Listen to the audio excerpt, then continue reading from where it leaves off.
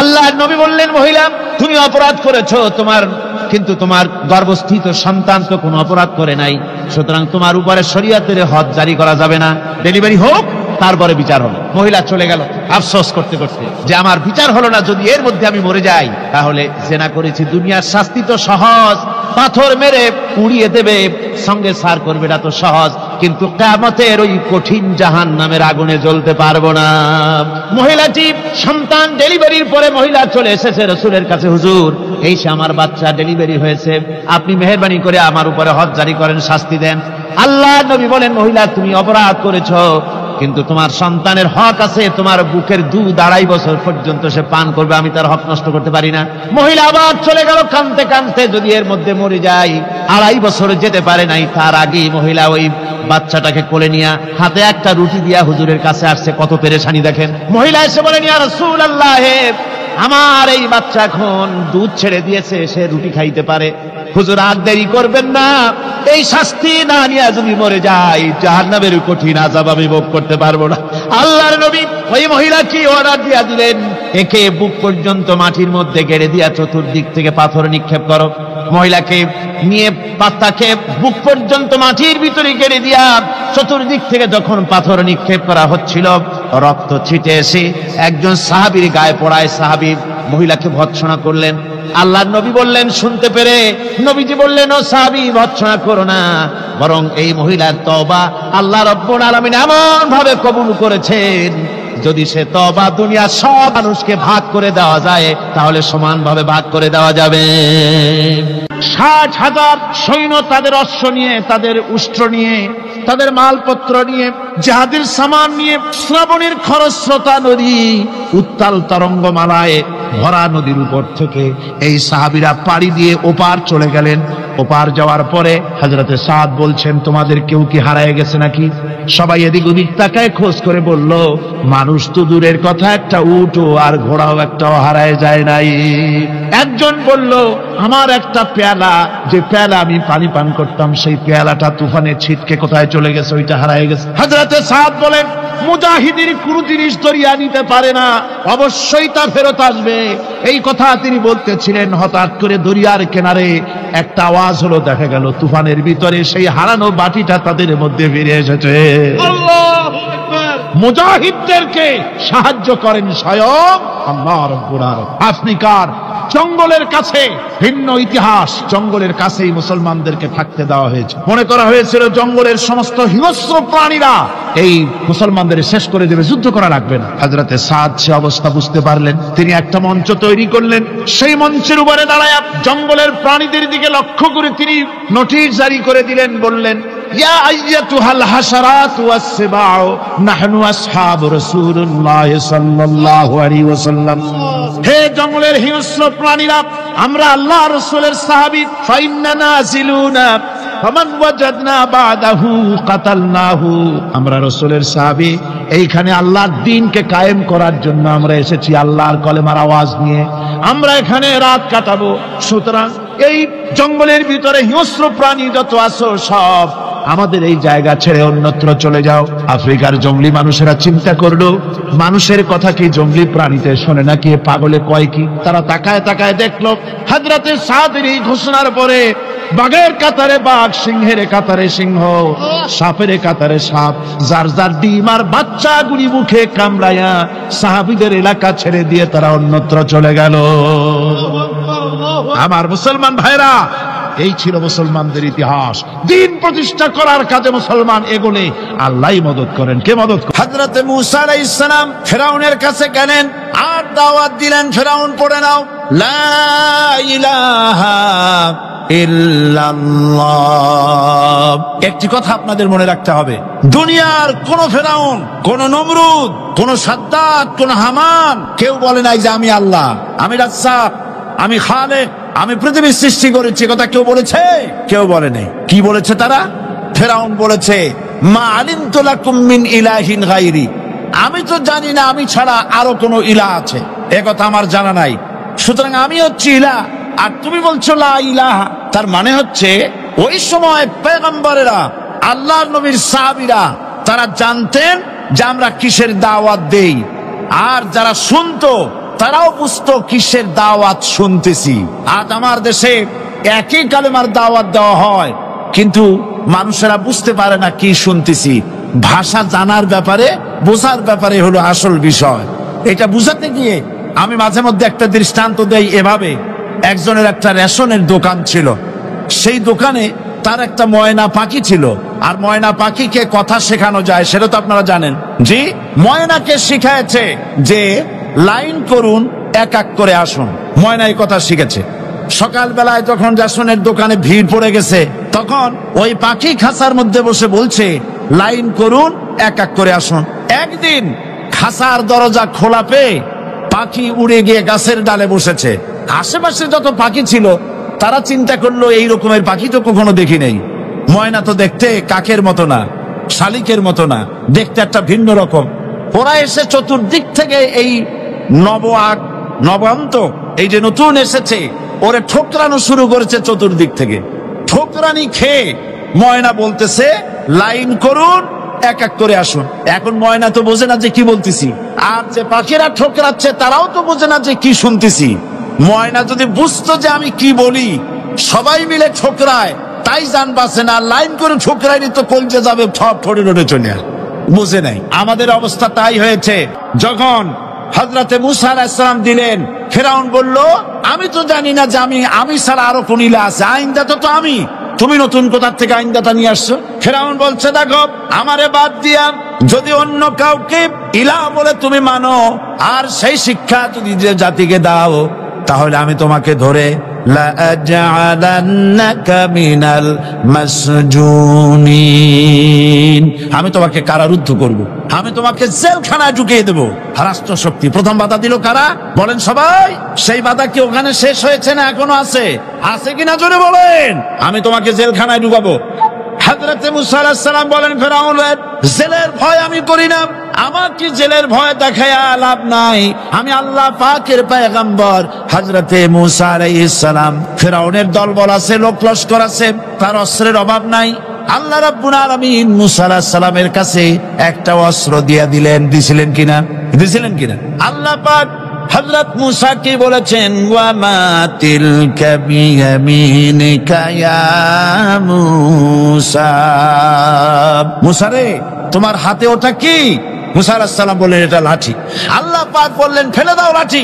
লাঠি ফালায় দিলেন, কি হয়ে গেল? হিয়া হাইয়াতুন তাসআ, লাঠি হয়ে গেল। এখন লাঠি পড়ে সাপ হয়ে গেল।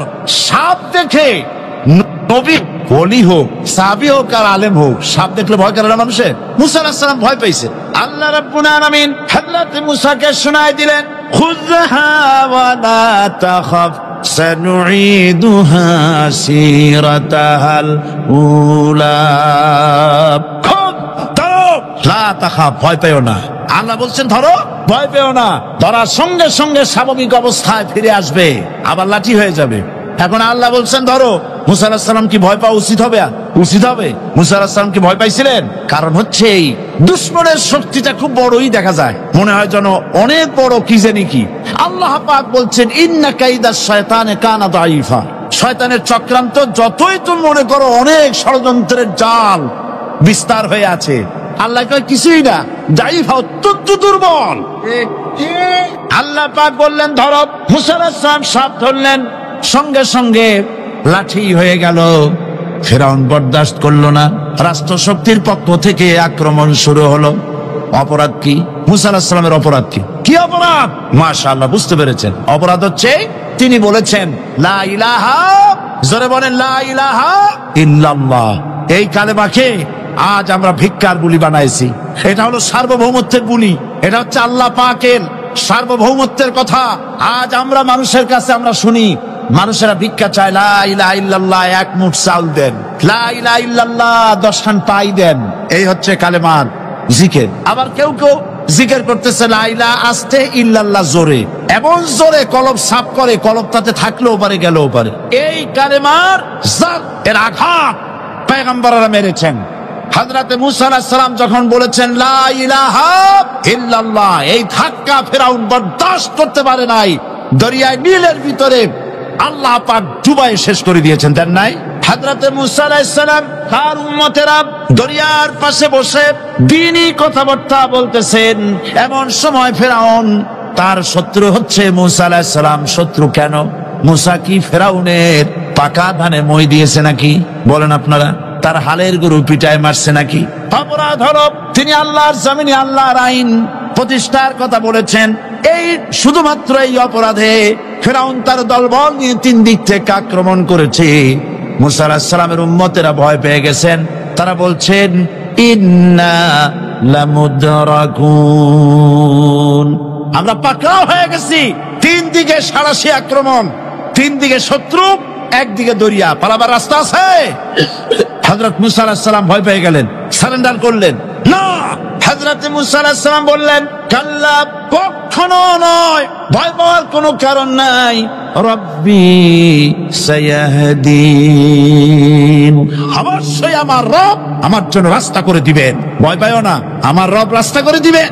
আল্লাহ রাব্বুল আলামিন হযরত মুসা আলাইহিস সালামকে অর্ডার করলেন, হাতের লাঠি দিয়া দরিয়ার উপরে আঘাত করো। হযরতে মুসা আলাইহিস সালাম দরিয়ার উপরে আঘাত করলেন। রাস্তা ছিল দরকার একটার, এক বাড়িতে আল্লাহর হুকুমে লাঠি দিয়ে একটি আঘাত করার সঙ্গে সঙ্গে হযরত মুসার তার সঙ্গী সাথী দরিয়া পার হওয়ার জন্য দরিয়ার মধ্যে দিয়ে আল্লাহ 12টা রাস্তা পয়দা করে দিলেন। সে আল্লাহ আছে না নাই? এত আসতে বলেন কেন? ভয় পাওয়ার কারণ আছে। রাষ্ট্র শক্তি বাধা দিয়েছে সমস্ত নবীদেরকে। কেন? নবীদের চরিত্র খারাপ? জোরে বলেন, নবীদের চরিত্র খারাপ? নবীদের চাইতে মাসুম বেগুনাহ উন্নত চরিত্রের মানুষ আল্লাহর আকাশের নিচের জমিনের উপরে আর হয় নাই। তোমরা যে সব নেতাদের পিছনে দৌড়াও, অমুকের সৈনিক, নেতা নেতা করে মরো, এইসব নেতা যাদের পিছনে দৌড়াও, এই নেতাগুলি, আমি জিজ্ঞেস করি আপনাদেরকে, এই নেতাগুলি জীবনে একবারও জেনা করে নাই? এ ব্যাপারে অনুসারীরা আপনারা কি নিশ্চিত? মিথ্যা কথা জীবনেও কয় নাই, প্রতারণা করে নাই, ঠাট্টা করে নাই, বিদ্রুপ করে নাই, মদ খায় নাই, মানুষ হত্যা করে নাই। কিসের নেতা? নেতা হচ্ছেন সেই ব্যক্তি যিনি বলেছেন, ও আমার স্ত্রীরা, ও আমার সাহাবীরা, রাতের আধারে আমার মধ্যে যা আচরণ দেখতে পাও, দিনের আলোতে আমার মধ্যে যা দেখতে পাও, সবগুলি খুলে খুলে মানুষের কাছে বলে দাও। তার নাম বিশ্বনবী মুহাম্মদ রাসূলুল্লাহ সাল্লাল্লাহু আলাইহি ওয়াসাল্লাম। হযরত মুসা আলাইহিস সালাম বলেন, ফেরাউনের জেলের ভয় আমি করি না, আমার কি জেলের ভয় দেখায়া লাভ নাই? আমি আল্লাহ পাকের পয়গম্বর। হযরত মুসা আলাইহিস সালাম, ফেরাউনের দলবল আছে, লোক লস্কর আছে, তার অস্ত্রের অভাব নাই। আল্লাহ রাব্বুল আলামিন মুসা আলাইহিস সালামের কাছে একটা অস্ত্র দিয়া দিলেন। দিছিলেন কিনা? দিছিলেন কিনা? আল্লাহ পাক হযরত মুসা কে বলেছেন, ওয়া মা তিলকা বিয়ামিনিকা ইয়া মুসা, মুসা রে তোমার হাতে ওটা কি? মুসা আলাইহিস সালাম বললেন, এটা লাঠি। আল্লাহ পাক বললেন, ফেলে দাও লাঠি। লাঠি ফালায় দিলেন। কি হয়ে গেল? হিয়া হাইয়াতুন তাসআ, লাঠি হয়ে গেল। এখন লাঠি পড়ে সাপ হয়ে গেল। সাপ দেখে নবী, ওলি হোক, সাহাবী হোক আর আলেম হোক, সাপ দেখলে ভয় করে না মানুষের? মুসা আলাইহিস সালাম ভয় পেয়েছে। আল্লাহ রাব্বুল আলামিন হযরত মুসাকে শোনায় দিলেন, খুযহা ওয়া লা তাখাফ সানুঈদুহা সিরাতাহাল উলা, লা তাখাফ, ভয় পেও না। আল্লাহ বলছেন ধরো, ভয় পেও না। ধরার সঙ্গে সঙ্গে স্বাভাবিক অবস্থায় ফিরে আসবে, আবার লাঠি হয়ে যাবে। এখন আল্লাহ বলছেন ধরো। মুসা আলাইহিস সালাম কি ভয় পাওয়া উচিত হবে? উচিত হবে। মুসা আলাইহিস সালাম কি ভয় পাইছিলেন? কারণ হচ্ছে এই দুশমনের শক্তিটা খুব বড়ই দেখা যায়, মনে হয় যেন অনেক বড় কি জানি কি। আল্লাহ পাক বলছেন, ইন্না কাইদাশ শয়তানে কানা দাঈফা, শয়তানের চক্রান্ত যতই তুমি মনে করো অনেক ষড়যন্ত্রের জাল বিস্তার হয়ে আছে, আল্লাহ কয় কিছুই না, দাঈফা, অত্যন্ত দুর্বল। আল্লাহ পাক বললেন ধরো। মুসা আলাইহিস সালাম সাপ ধরলেন, সঙ্গে সঙ্গে লাঠি হয়ে গেল। ফেরাউন বরদাস্ত করলো না। রাষ্ট্র শক্তির পক্ষ থেকে আক্রমণ শুরু হলো। অপরাধ কি? মুসা আলাইহিস সালামের অপরাধ কি? কি অপরাধ? মাশাআল্লাহ, বুঝতে পেরেছেন। অপরাধ হচ্ছে তিনি বলেছেন লা ইলাহা, জোরে বলেন লা ইলাহা ইল্লাল্লাহ। পড়েন ইন্নী ওয়াজ্জাহতু ওয়াজহিয়া লিল্লাযী ফাতারাস সামাওয়াতি ওয়াল আরদা হানিফা ওয়া মা আনা মিনাল মুশরিকিন। নিশ্চয় আমার মুখ ঘুরায় দিলাম কার দিকে? যিনি আকাশ এবং জমিনের স্রষ্টা, সব কিছুর মালিক যিনি, তার দিকে আমি মুতাওয়াজ্জা হলাম। নামাজের অর্থ হচ্ছে মুতাওয়াজ্জা হওয়া, মুখ ঘুরিয়ে দেওয়া, চেহারা ঘুরিয়ে দেওয়া। আর নামাজের আরেক অর্থ হচ্ছে নিকটবর্তী থেকে আরো নিকটবর্তী হওয়া। আল্লাহ রাব্বুল আলামিন বলেন নিকটবর্তী হতে হলে ওয়াসজুদ ওয়াকতারিব, সেজদা দাও আর সেজদার মাধ্যমে আমার নিকটবর্তী হয়ে যাও। সেজদা দিলেই আল্লাহর নিকটবর্তী হওয়া যায়। কোন সুবহানাল্লাহ। সাহাবী, আল্লাহ নবীর সাহাবী প্রশ্ন করেছেন, নবীজি বান্দা কখন আল্লাহর নিকটবর্তী হয়ে যায়?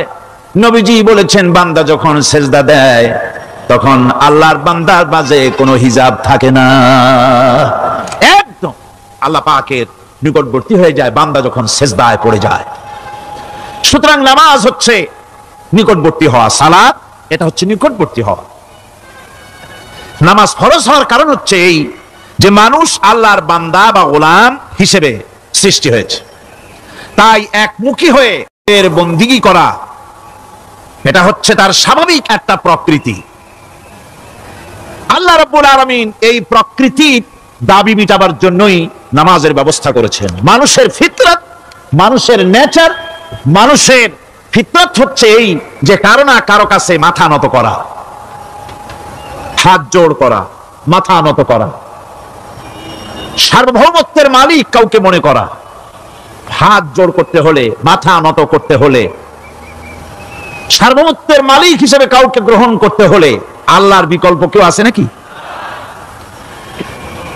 ইসলামের মূল দাওয়াতটা হলো ফিতরত অনুযায়ী দাওয়াত দেওয়া হয়েছে, মানুষ যেন মাথা নত করে, গোলামি করে।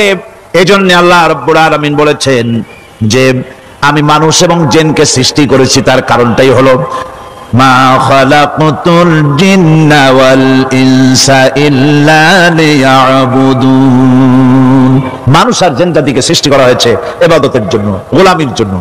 ইবাদত আর গোলামি এটাই করতে হবে, গোলামি করতে হবে, দাসত্ব করতে হবে। আর এই দাসত্ব আল্লাহর আনুগত্যই গোলামির দাওয়াত দিয়েছেন দুনিয়ার সব নবীরা। কোন নবী বলেন নাই যে আমার গোলামি করো। কেউ বলেছেন? বলেন জোরে, কেউ বলেছেন? আল্লাহ পাক বলেন ওয়ালাকাদ বা'আসনা ফি কুল্লি উম্মাতির রাসূলা আন ইবুদুল্লাহা ওয়াজতানিবুত তাগুত। প্রত্যেক জাতির জন্য আমি রাসূল প্রেরণ করেছি, তারা মানুষকে দাওয়াত দিয়েছেন এই কথা বলে যে এক আল্লাহর গোলামি করো, তিনি ছাড়া কোনো ইলাহ নাই, আইন দাতা নাই, বিধান দাতা নাই, তার গোলামি, তার সামনে মাথা নত করে দাও। নামাজ হচ্ছে তাওহীদের অবশ্যম্ভাবী এক বহির্প্রকাশ। তাওহীদের জন্য তাওহীদবাদী মানুষ যারা, তাদেরকে নামাজ আদায় করতেই হবে। আকীদা বিশ্বাসের দিক থেকে তাওহীদ যদি হয় পুরা দ্বীনের মূল উৎস, তাহলে আমলের দিক থেকে নামাজ হচ্ছে পুরা দ্বীনের মূল ভিত্তি। নামাজ হচ্ছে আমলের মূল ভিত্তি, এর বাস্তবায়ন ছাড়া দ্বীন পূর্ণ হয় না। নামাজ মুমিনের কেবলমাত্র একটি উত্তম আমলই নয়, বরং নামাজ হচ্ছে ঈমানের মূল ভিত্তি। যার কাছে নামাজ নাই তার কাছে কিছুই নাই। রাসূল কারীম সাল্লাল্লাহু আলাইহি ওয়াসাল্লাম বলেছেন যে নামাজ যে ব্যক্তি পড়ে না, আল্লাহ পাকের সাথে তার কোনো সম্পর্ক বাকি থাকে না।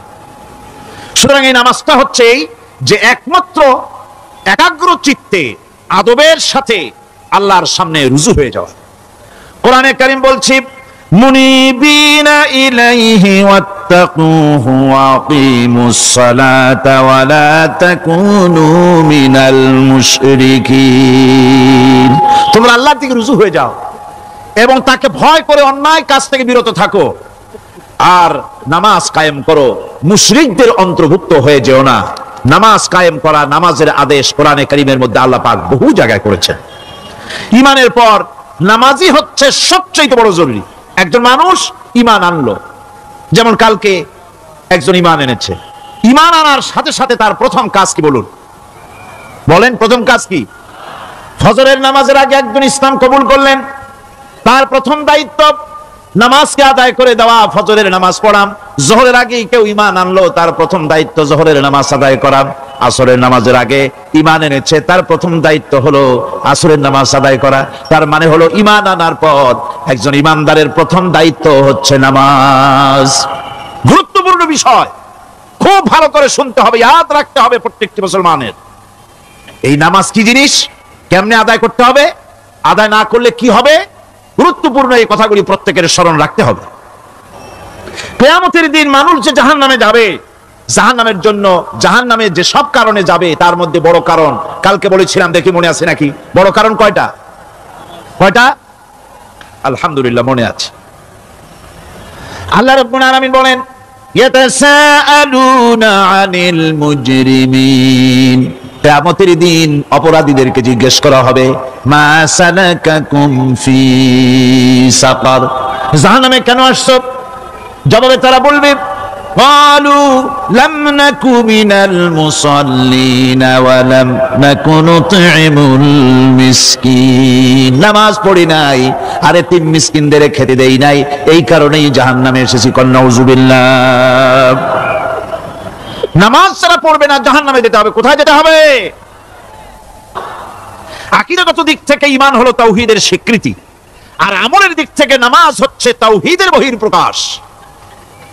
আপনি মুসলমান তা প্রমাণ হবে নামাজ দিয়ে। নামাজহীন ঈমানের দাবি মূল্যহীন। যার নামাজ নাই তার ঈমানের দাবি করার কোনো মূল্যই নেই। অনেক এরকম কথা বলে, হুজুর আমি মানুষটা নিতান্ত খারাপ না, যাই মনে করেন, গ্রামে রাস্তা বানাইছি, ব্রিজ করে দিয়েছি, কালভার্ট করেছি, এতিম মিসকিনদের তাও মাঝে মধ্যে খাবার দেই, বিধবারে কাপড় চোপড় দেই, মানুষটা আমি নিতান্ত খারাপ না, তবে এই মাঝে মধ্যে একটু নামাজ পড়ি না, তাতে কি আমার ঈমান নষ্ট হয়েছে নাকি? আমি বলি, ভাই ঈমানই তো নাই, নষ্ট হবে কি? ঈমান থাকলে না নষ্ট হবে? ঈমান নাই। সুতরাং একজন মুসলমান যদি নামাজ না পড়ে নিজেকে মুসলমান বলে দাবি করার কোনো হক তার নাই, দাবি করার অধিকার নাই। নামাজ হচ্ছে জিন্দেগি, নামাজটাই মূলত জিন্দেগি। নামাজটা কি? জিন্দেগি।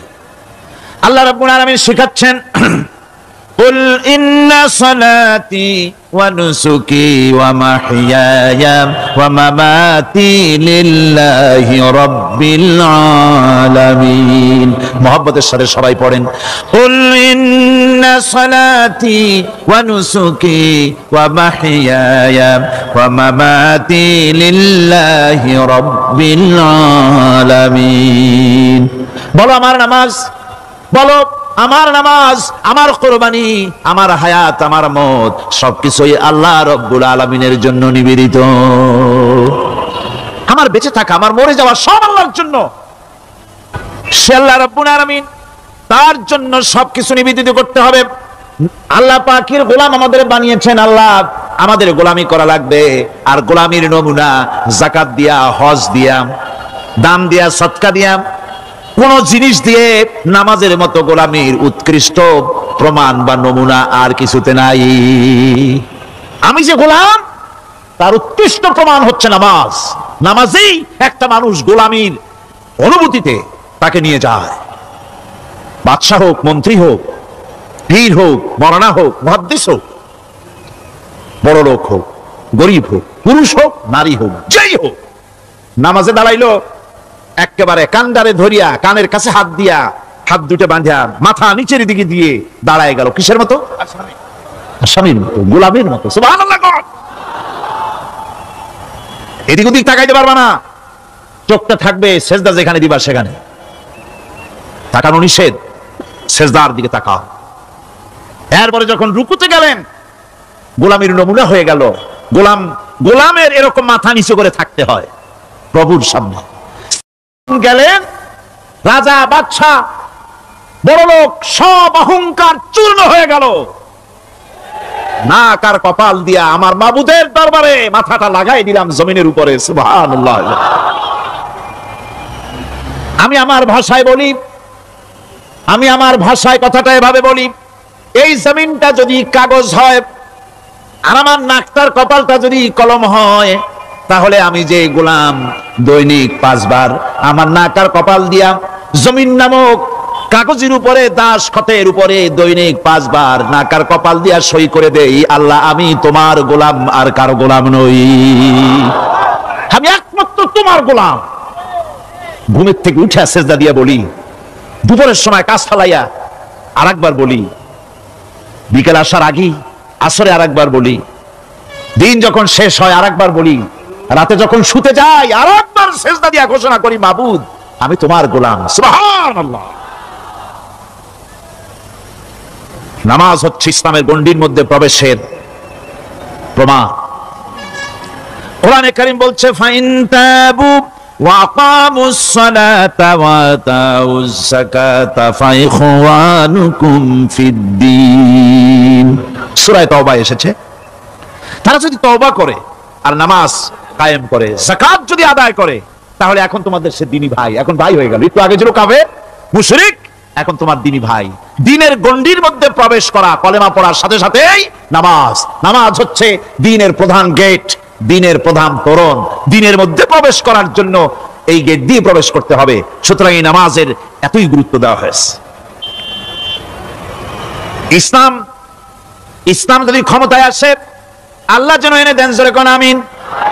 ইসলাম যদি ক্ষমতায় এসে যায়, রব্বুল আলামিন তাফসিরে মাহফিল কোরআন সামনে নিয়ে আশা করে তোমার দরবারে দোয়া করি, এই বিশাল জনসমুদ্রের দোয়া কবুল করো মাবুদ গো, এই বাংলাদেশকে ইসলামের দেশ বানাইয়া দাও। দেশটা যদি ইসলামের হয়ে যায়, আইন যদি আল্লাহর হয়, শাসন যদি সৎ লোকেরা করে, রব্বুল আলামিন কোরআন শরীফে বলেন, তাহলে তারা 4টা কাজ করবে। আল্লাযীনা মাক্কান্নাহুম ফিল আরদ আকামুস সালাতা ওয়া আতাউজ যাকাত ওয়া আমারু বিল মা'রুফি ওয়া নাহাউ আনিল মুনকার। মুমিনরা ক্ষমতায় এসে প্রথম যে কাজটা করবে, প্রথমে ক্ষমতায় এসেই নামাজ বাধ্যতামূলক করবে। প্রথম কি? ওয়াজ নসিহতে অনুরোধ করা হবে না, বাবাজিরা আল্লাহর রাস্তায় নামাজটা পড়েন না। রেডিও এবং টেলিভিশনের মাধ্যমে রাষ্ট্রপ্রধান অর্ডার করে দিবেন, যারা আকেল বালিগ সকলের জন্য নামাজ বাধ্যতামূলক, নামাজ পড়তেই হবে,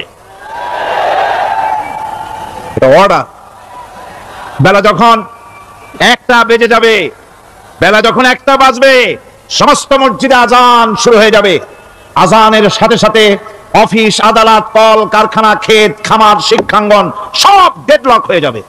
আধা ঘন্টার জন্য বন্ধ হয়ে যাবে।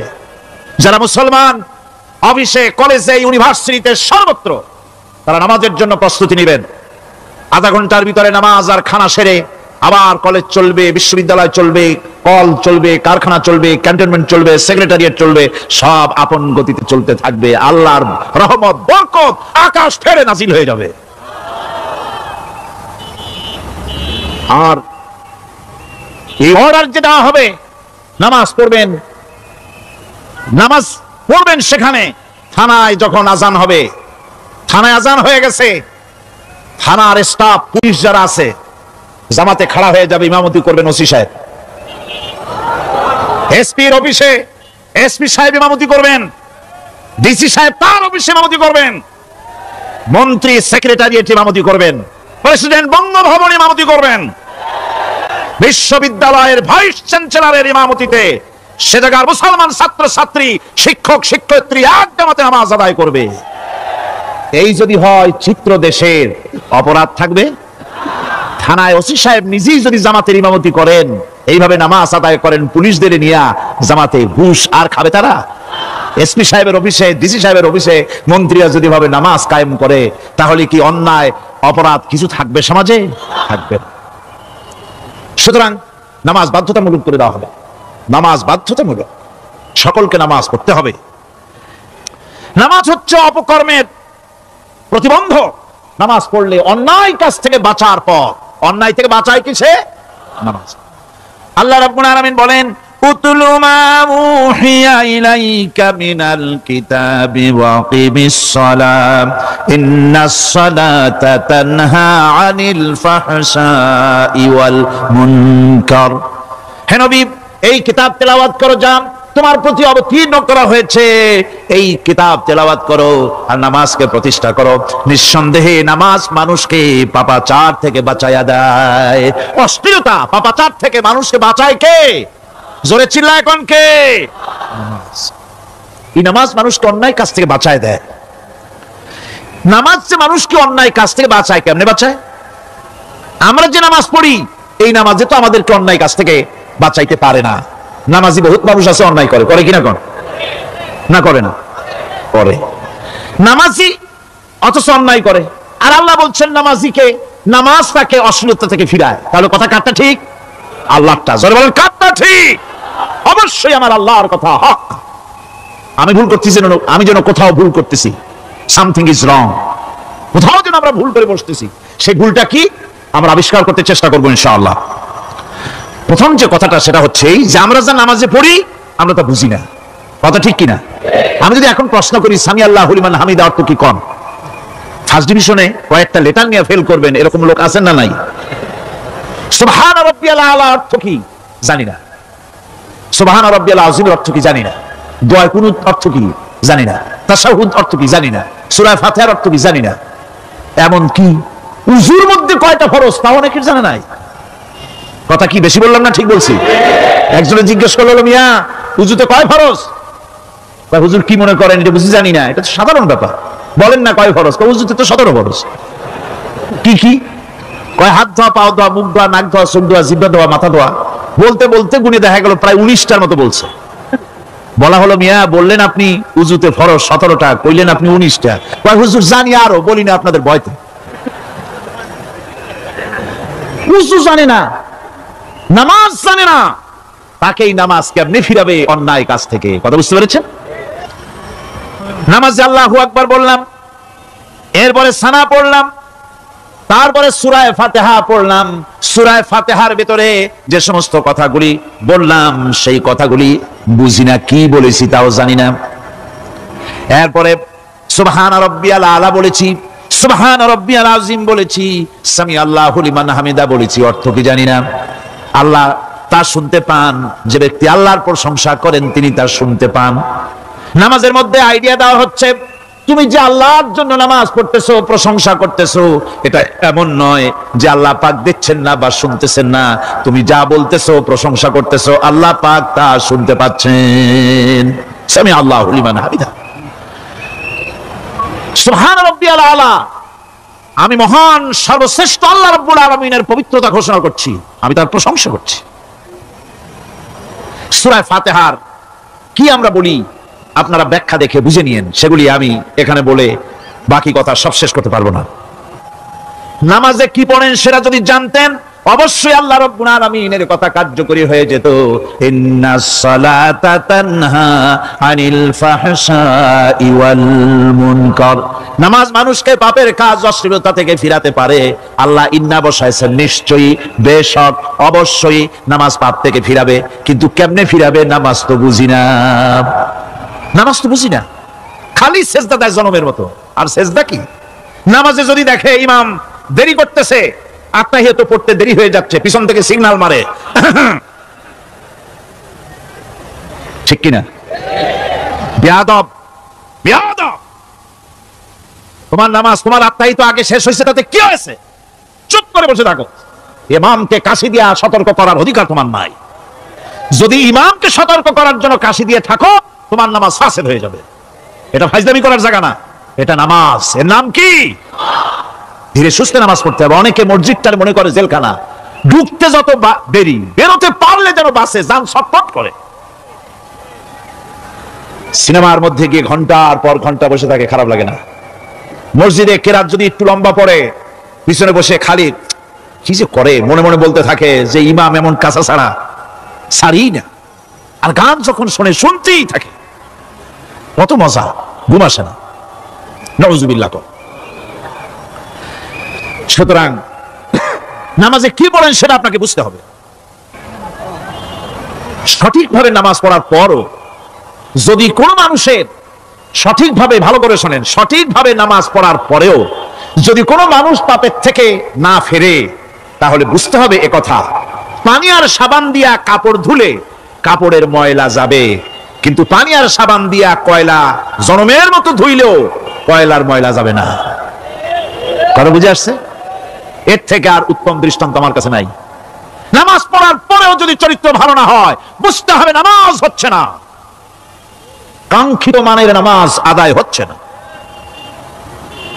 আল্লাহর নবী বলেছেন, যার নামাজ পাপ কাজ হতে ফিরাতে পারলো না, তার নামাজ নামাজি নয়। আবার শুনুন, রাসূল বলছেন, যার নামাজ তাকে পাপের কাজ থেকে ফিরাতে পারলো না, তার নামাজ নামাজ নয়। ওটি নামাজ হয় নাই, যার জন্য তার পাপ থেকে তারা ফিরাইতে পারছে না। আর কিয়ামতের দিন বেনামাজিরা সবচাইতে বেশি অপমানিত হবে। সবচাইতে বেশি অপমানিত হবে কারা? বেনামাজিরা। কিভাবে?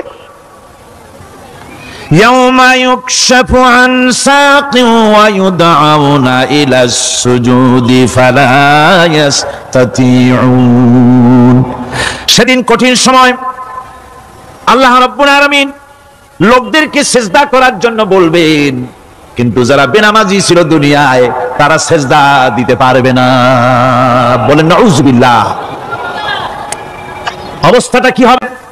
খাশিআতান আবসারুহুম তারহাকুহুম দিল্লাহ। তাদের দৃষ্টি নিচু হবে, লাঞ্ছনা এবং অপমান তাদের উপরে চেপে বসবে, সিজদা দিতে পারবে না। আল্লাহ আমাদেরকে ক্ষমা করুন। কিয়ামতের দিন হযরত আদম আলাইহিস সালাম থেকে শুরু করে পৃথিবীর সমস্ত মানুষের সামনে আল্লাহ রাব্বুল আলামিন সিজদা করার জন্য অর্ডার করবেন। যারা নাকি বেনামাজি, ওরা আল্লাহর দরবারে সেদিন সিজদা দিতে পারবে না, লাঞ্ছিত অপমানিত হবে। যারা কন নাউযুবিল্লাহ। নামাজ, মুমিনের নামাজ একরকম, মুনাফিকের নামাজ হলো আর এক রকম। মুনাফিকরাও নামাজ পড়ে, পড়ে কিনা কন? মুনাফিকেরাও নামাজ পড়ে।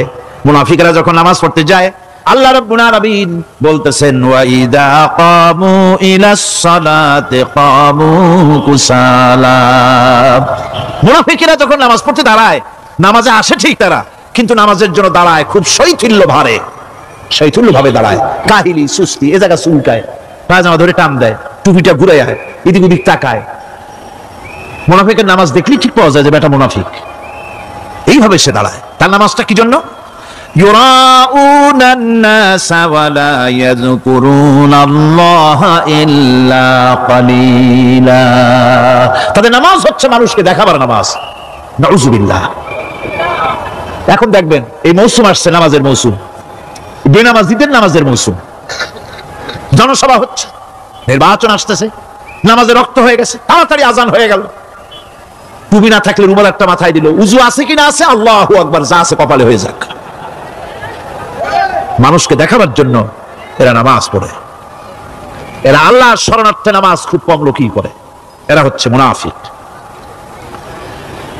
দুনিয়া এবং আখিরাতে কল্যাণের জন্য একমাত্র মাধ্যম হচ্ছে নামাজ। দুনিয়া যদি কল্যাণ চাই, আখিরাতেও যদি কল্যাণ চাই, তাহলে এর জন্য কি করতে হবে? কি করতে হবে? আমার কথা নয়, আল্লাহ রাব্বুল আলামিনের কথা শুনুন।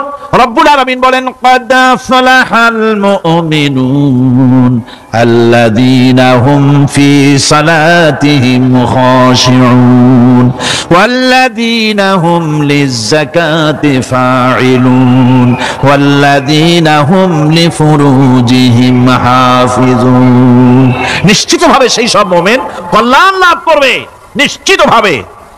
তারা হচ্ছে ওই সব লোক যারা নিজেদের নামাজ ভীতি মিশ্রিত, বিনয় ভাবে, ভীতি মিশ্রিত অবস্থায় বিনয়ের সাথে যারা নামাজ আদায় করে, যারা বেহুদা কাজ থেকে বিরত থাকে, যারা যাকাতের পন্থায় কর্মতৎপর হয়, আর যারা নিজের লজ্জাস্থানকে হেফাজত করে। এরপরে আল্লাহ পাক বলেন, ওয়াল্লাযীনা হুম লিআমানাতিহিম ওয়া আহদিহিম রাউন ওয়াল্লাযীনা আলা সালাওয়াতিহিম ইউহাফিজুন ওয়াল্লাযীনা আলা সালাতিহিম হাফিজুন। আর যারা তাদের আমানাতকে পূর্ণ করে, আমানাত এবং তাদের ওয়াদা চুক্তি পূর্ণ করে, এবং যারা নিজেদের নামাজ সমূহকে পূর্ণভাবে হক আদায় করে নামাজ পড়ে, নামাজের যারা হেফাজত করে, এরা কারা? এরা হচ্ছে উলাইকা হুমুল ওয়ারিসুন الذين يرثون الفردوس هم فيها خالدون। এরা হচ্ছে সেই সব লোক, এরা উত্তরাধিকার হচ্ছে জান্নাতের উত্তরাধিকার, জান্নাতুল ফেরদাউসে আল্লাহ রাব্বুল আলামিন এই গুণ বিশিষ্ট লোকদের জন্য জায়গা করে দিবেন। জোরে কোন সুবহানাল্লাহ। নামাজকে পড়তে বলা হয়নি, কোরআন শরীফে বলা হয়েছে নামাজ কায়েম করো। কি বলা হয়েছে কন্ত দেখি? নামাজ কায়েম করো, নামাজ পড়ো। এই কথা কিন্তু কোরআন শরীফে কোনো জায়গায় আছে নাকি? এখন কায়েম করা কারে বলে? একটা গুরুত্বপূর্ণ আরেকটি বিষয়। নামাজ কায়েম করতে বলা হয়েছে। কায়েম কি? কায়েমটা হচ্ছে দৃষ্টান্ত স্বরূপ বলা যায় যে জিনিসটা সমাজে প্রতিষ্ঠিত আছে ওইটারে বলে কায়েম হওয়া, আর যেটা প্রতিষ্ঠিত নাই ওটা কায়েম নাই। কায়েম মানে হলো প্রতিষ্ঠিত থাকা। যেমন আমাদের দেশে, আমাদের সমাজে নারী পুরুষ শিশু বৃদ্ধ সকলেই কাপড় পরা, শাড়ি পরা, লুঙ্গি পরা, এই কাপড় পরাটা কায়েম আছে, প্রতিষ্ঠিত আছে না নাই? যার কারণে কাপড় পরা সমাজে কায়েম আছে বলে উলঙ্গ মানুষ সমাজে খুঁজে পাওয়া যায় না, পাগল ছাড়া। ঠিক কিনা? একটা বাচ্চাকেও যদি উলঙ্গ হতে বলেন এখানে 5 বছর 6 বছর একটা বাচ্চাকেও, সে কিন্তু রাজি হবে না। ঠিক কিনা? যেহেতু কাপড় পরা সমাজে প্রতিষ্ঠিত আছে সেহেতু উলঙ্গ মানুষ পাওয়া যায় না, কাপড় পরাটাই এখানে প্রতিষ্ঠিত। সুতরাং এখন অবস্থাটা এই হয়েছে, কাপড় পরা প্রতিষ্ঠিত আছে বলে কোন উলঙ্গ মানুষ এসে যদি এই মঞ্চে দাঁড়ায় আর বলে আমাকে একটু বক্তৃতা করতে দেন, আপনারা কি করবেন? মঞ্চে তো উঠতেই দিবেন না। উলঙ্গ মানুষ যদি কোনো চাকরি নিতে যায় ইন্টারভিউতে, তাকে লাইনে দাঁড়াইতে দেবে? দেবে না। এমনকি উলঙ্গ হয়ে যদি বাড়িতে প্রবেশ করে তার বউ দূর দূর করে তাড়ায় দেবে। ঠিক কিনা? যেহেতু সমাজের ভিতরে কাপড় প্রতিষ্ঠিত আছে সেই জন্য এই উলঙ্গ মানুষ পাওয়া যায় না। অনুরূপ ভাবে নামাজ যদি প্রতিষ্ঠিত হতো সমাজের ভিতরে তাহলে বেনামাজি খুঁজে পাওয়া যেত না। চাকরি করতে গেলে সেখানে নামাজ মানদণ্ড হয়ে যেত, নামাজ পড়ে কিনা তা দেখে নেওয়া হতো। বেনামাজি লোক পাওয়াই যেত না যদি প্রতিষ্ঠিত থাকতো। প্রথম প্রশ্নই হতো তুমি নামাজ পড়ো কিনা। ইলেকশনে যদি একজন উলঙ্গ মানুষ এসে দাঁড়ায়, ভাইরা এবার আমার বোতল মার্কা বাক্স, উলঙ্গ মানুষ এসে ভোটে দাঁড়াইছে, আপনারা ভোট দিবেন? দিবেন। ওইটা কাপড় প্রতিষ্ঠিত আছে বলে, লুঙ্গি প্রতিষ্ঠিত সমাজে আছে বলে উলঙ্গ মানুষকে আপনি ভোট দিবেন না। নামাজ যদি প্রতিষ্ঠিত থাকতো সমাজে, বেনামাজি মানুষ যদি এসে মঞ্চে দাঁড়ায় যতই বলতো আমি ক্ষমতায় গেলে এই করব সেই করব, নামাজ প্রতিষ্ঠিত থাকলে পরে বেনামাজিরে কেউ ভোট দিত না। নামাজ যদি প্রতিষ্ঠিত থাকতো তাহলে অফিসের অফিসার তো দূরের কথা, বেনামাজি অফিসের ঝাড়ুদারের চাকরিও তার কিসমতে যুক্ত না যদি নামাজ প্রতিষ্ঠিত থাকতো। এর নাম হলো নামাজ কায়েম হওয়া। নামাজ কায়েম থাকলে এই অবস্থার সৃষ্টি হতো। এই জন্য আল্লাহ পাক বলেছেন নামাজকে কায়েম করতে হবে। নামাজ হবে সব ভালো কাজের মানদণ্ড। সমস্ত ভালো কাজের মানদণ্ড কি? নামাজ। নামাজ আমাদেরকে বড় রকমের শিক্ষা দেয়। কি শিক্ষা দেয়? নামাজ আমাদের শিখায় ঐক্য আর ভ্রাতৃত্ব, ভ্রাতৃত্বের আর ঐক্যের শিক্ষা দেয়। এক নেতার আনুগত্য করা শিখায়। জামাত যত বড় হোক, ইমাম হবে কয়জন? একজন ইমাম হবে। আর এই ইমাম মানে কি? নেতা। ইমাম মানে কি? নেতা নির্বাচন শিখায় নামাজে। নেতা নির্বাচন কে শিখায়? নামাজ শিখায়। বোঝেন খুব ভালো করে। কিভাবে? মনে করুন চট্টগ্রাম শাহী মসজিদে ইমাম প্রয়োজন। এখন সেই ইমাম নেওয়ার জন্য ইন্টারভিউ কল করা হলো, বিজ্ঞাপন দেওয়া হলো পত্রিকায়। অনেক আলেম আসলেন। ইন্টারভিউ বোর্ডে যারা বসলেন তারা ইন্টারভিউটা কিভাবে নেবেন? যার মাথার চুল লম্বা বেশি তার ইমামতি দেওয়া হবে, যার লুঙ্গিটা পায়ের গিরার তলে তারে দেওয়া হবে, যার মোষটা মুখের মধ্যে গিয়া ঢুকছে, হাসি দিলে বুঝাই যায় না হাসে না কান্দে, তারে দিবে। দাড়িগুলা কামাইছে তারে দেবে। সিগারেট খায়, বা অবশ্য চট্টগ্রাম আর সিলেটে সিগারেটের ফতোয়া ভিন্ন রকম। বরিশালে আমি যেখানে জন্মগ্রহণ করেছি, আমার এলাকায় কোনো আলেম যদি সিগারেট খায়, মসজিদের ইমাম তো ভালো, মসজিদ ঝাড়ু দিতে ঢুকতে দেবে না মসজিদে। এটা এই এলাকার এক রকমের কায়দা। আমি এটার ব্যাপারে কথা নাইবা বললাম। তো আপনারা খুঁজে দেখবেন সে সিনেমা দেখে নাকি, মিথ্যা কথা বলে নাকি, বউ পর্দায় থাকে নাকি। এগুলি মাইক্রোস্কোপ যন্ত্র দিয়ে ইমামের মাথা থেকে পা পর্যন্ত দেখবেন কিনা কোন? আচ্ছা এবার কোন তো দেখি, এই ইমাম সাহেব ইমামতি করবে কতজন লোকের? 500, 1000, শাহী মসজিদে ধরেন 5000 লোক হইল, 5000 লোক, 5000 লোকের ইমাম নির্বাচনের সময় পা থেকে শুরু করে মাথা পর্যন্ত দেখেন, এমনকি বউ পর্যন্ত। বৌমনি আনিয়ে দেখেন না, পর্দায় থাকে কিনা এইটা আপনারা দেখেন, ঠিক কিনা? এই খবরটা নেন। 5000 লোকের একটা ইমাম বানাতে গিয়ে মাইক্রোস্কোপ যন্ত্র দিয়ে দেখেন মোষ কেমন, দাড়ি কেমন, চুল কেমন, পাও কেমন, হাত কেমন, হাতে নখ লম্বা কিনা, দাঁতে ছাতা কিনা, বউ পর্দায় থাকে কিনা, মিথ্যা কথা কয় কিনা, এত দেখেন। আর যখন নির্বাচন আসে তখন 2.5 থেকে 3 লক্ষ মানুষের জন্য একজন এমপি নির্বাচিত হয়। সেই ইমামকে বাছাই করার জন্য নামাজ পড়ে কিনা, জিনাকার কিনা, মদখোর কিনা, সুদখোর কিনা, ঘুষখোর কিনা, বদমাশ কিনা বাছাই করা হয় না।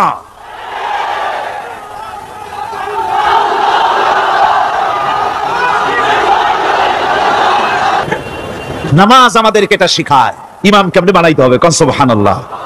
নামাজ ঐক্য শিখায়, নামাজ ভ্রাতৃত্ব শিখায়, নামাজ পারস্পরিক মহব্বত শিখায়, নামাজ নেতা কেমন হওয়া উচিত, নেতা নির্বাচন শিখায়।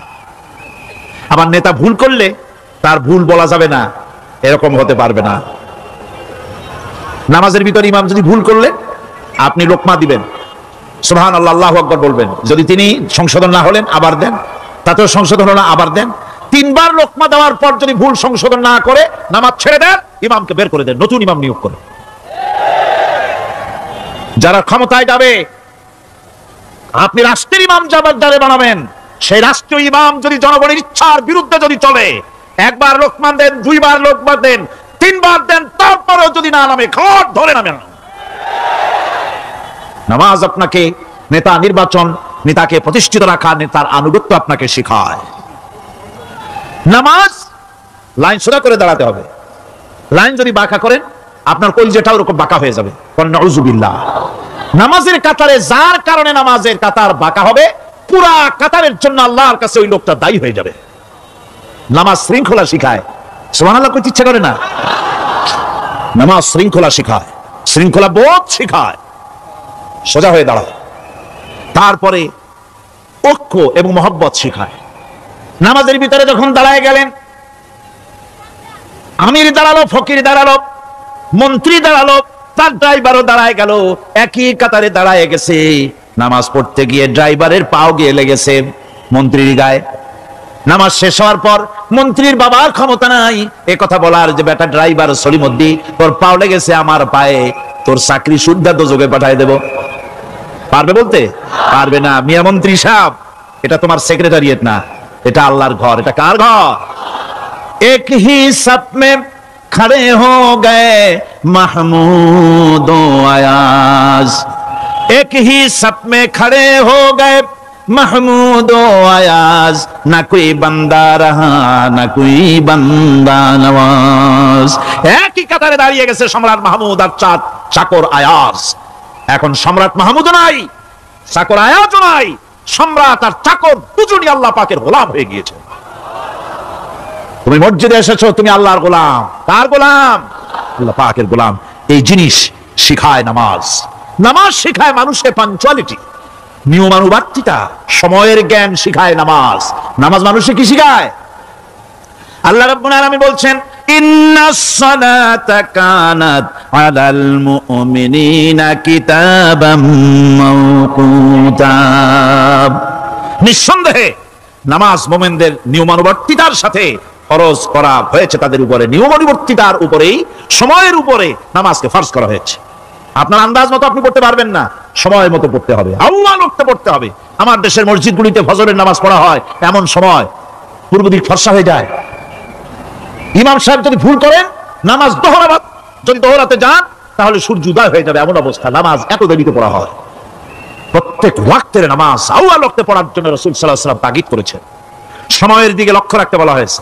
যেই জাতির, লক্ষ্য করুন, যে জাতির দৈনিক 5 বার টাইমলি, অক্তমতো, সময় মতো নামাজ আদায় করতে হয়, দুর্ভাগ্যজনক সত্য, সেই জাতির কাছে সময়ের কোনো দাম নাই। সময়ের দাম নাই। 9টার গাড়ি কয়টায় আসবে? 9টার গাড়ি কয়টায় আসবে? একদিন দেখা গেল সত্যি 9টার সময় এসে গেছে। যাত্রীরা বলছে মাশাআল্লাহ, অন্তত একটা দিন তো 9টার সময় আসলো। স্টেশন মাস্টার বলছে না, খুশি হওয়ার কারণ নাই, আজকের না, এটা গতকালকেরটা। আমার আমেরিকার সফরের সময় যে বাড়িতে আমি আমেরিকায় থাকি, কুইন্স এলাকায়, নিউ ইয়র্ক সিটিতে, সে বাড়িওয়ালা চাকরি করে। সে আমাকে বলল 10টি বছর আমি একটা ট্রেনে যাতায়াত করি। সে বলছে রাত 3:45 ট্রেনটা আসে, ওই ট্রেনে চড়ে সে তার কর্মস্থলে যায়। বলল 10টা বছর আমি এখানে আছি, 10 বছরের ভিতরে এই ট্রেনটা 1 মিনিটের জন্য এদিক ওদিক করলো না, ঠিক 3:45 এসে হাজির হয়ে গেছে। ঝড় হোক, বৃষ্টি হোক, স্নো পড়ুক, বরফ পড়ুক, টাইমলি চলতেছে। দুনিয়ায় ভিন্ন জাতিরা যে উন্নতি করে তার পেছনে সময়ের জ্ঞান তাদের অনেক বেশি আমাদের থেকে, কথা ঠিক কিনা? আমাদের সময়ের জ্ঞান নাই, সময়ের কোনো মূল্য আমরা দেই না। 2টার সময় মিটিং হবে, মন্ত্রী সাহেব আসেন 5টার সময়, ঠিক কিনা? বক্তৃতার জন্য সময় দেওয়া হয়েছে 20 মিনিট, নাহমাদু ওয়া নুসাল্লি আলা কইয়া সুর দিয়া 35 মিনিট গেছে নাহমাদু কইতে কইতে, সময় 20 মিনিট, তার মনেই নেই। এই যে সময়ের জ্ঞান নাই, এটা ব্যর্থতা। নামাজ মানুষকে সময়ের জ্ঞান শিখায়, কোন আলহামদুলিল্লাহ। এই সময়ের জ্ঞান আমাদেরকে শিখতে হবে। এবার আমি আপনাদের সামনে বলতে চাই, আল্লাহর নবী জনাবে মুহাম্মদ রাসূলুল্লাহ সাল্লাল্লাহু আলাইহি ওয়াসাল্লাম নামাজের ব্যাপারে কি বলছেন। এতক্ষণ তো আল্লাহর কথা শোনালাম, কার কথা শোনাইছে? আমার আল্লাহর নবী বলেন, নবীকে প্রশ্ন করা হলো, ইয়া রাসূলুল্লাহ আইয়ু শাইইন আহাব্বু ইনদাল্লাহি ফিল ইসলাম, ইসলামের মধ্যে আল্লাহর কাছে কোন জিনিসটা বেশি প্রিয়? আল্লাহর কাছে ইসলামের কোন জিনিসটা বেশি প্রিয়? হুজুর বললেন as-salatu li waqtiha, মান তারাকা সালাতান ফালা দীন লাহু ওয়াস সালাতু ইমাদুদ্দিন। আল্লাহর কাছে সবচাইতে বেশি প্রিয় হচ্ছে নামাজ। সবচাইতে প্রিয় কি? নামাজ। ওয়াক্ত মতো নামাজ আদায় করা আল্লাহ পাকের বেশি প্রিয়। আর এই নামাজ হচ্ছে দ্বীনের খুঁটি। এটা দ্বীনের কি খুঁটি? এই যে খুঁটিগুলো আছে, খুঁটিগুলো ফালাই দিলে তারপর আপনার এই প্যান্ডেল থাকবে? থাকবে না। বিল্ডিং এর পিলার ভেঙে দেন, বিল্ডিং টিকবে? ঘরের খুঁটিগুলি উড়াই ফেলেন, ঘর টিকবে? টিকবে না। দ্বীনের খুঁটি হচ্ছে নামাজ। লা দীনা লিমান লা সালাতা লাহু, যার কাছে দ্বীন নাই, যার কাছে নামাজ নাই, তার কাছে কি নাই? দ্বীন নাই, ঈমান নাই।